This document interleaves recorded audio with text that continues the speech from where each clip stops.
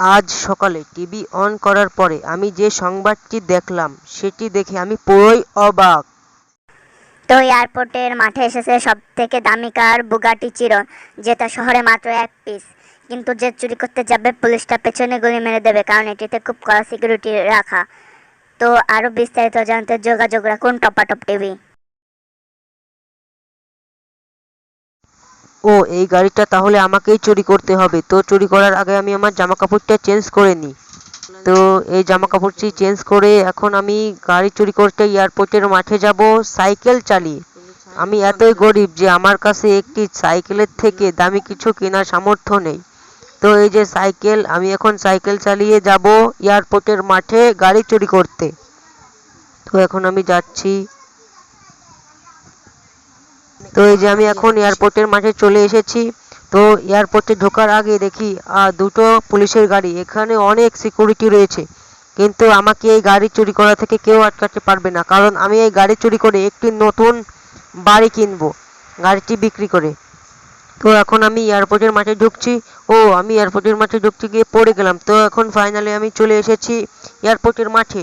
তো ওই যে সেই গাড়িটি, এখন আমার এই গাড়িটি চুরি করার পালা।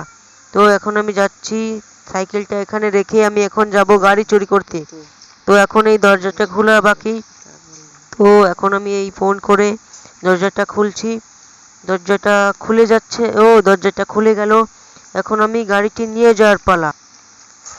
তো ফাইনালি আমি গাড়িটি উঠে গাড়িটি নিয়ে ঘুরে চলে যাচ্ছি। তো এখন আমাকে এখান থেকে অনেক জোরসে চালাতে হবে, কারণ বাইরে পুলিশ রয়েছে।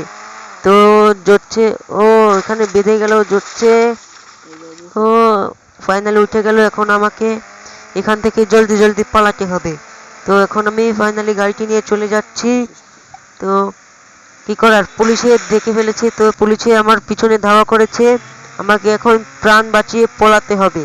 তো এখন আমি পলাচ্ছি। তো কি করার, গাড়ির পিছনের ইটা খুলে গেল। তো আমি এখন চলে আসলাম, ওই যে পুলিশ।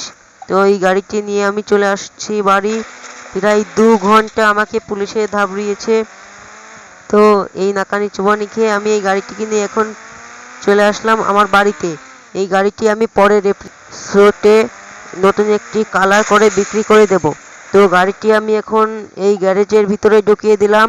তো ভিডিওটি ভালো লাগলে একটি লাইক ও চ্যানেলটিকে সাবস্ক্রাইব করে দিও। বাই। এর পরের এপিসোডে তোমাদের সঙ্গে আবার দেখা হবে।